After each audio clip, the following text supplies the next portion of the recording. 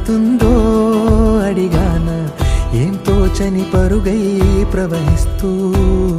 పోతున్నా, ఏం చూస్తూ ఉన్నానే వెతికానా ఏదైనా,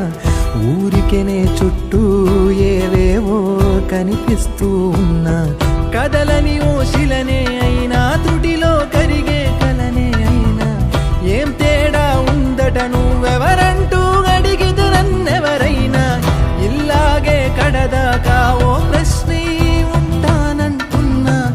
ఏదో ఒక బదులైనను చెరబొద్దు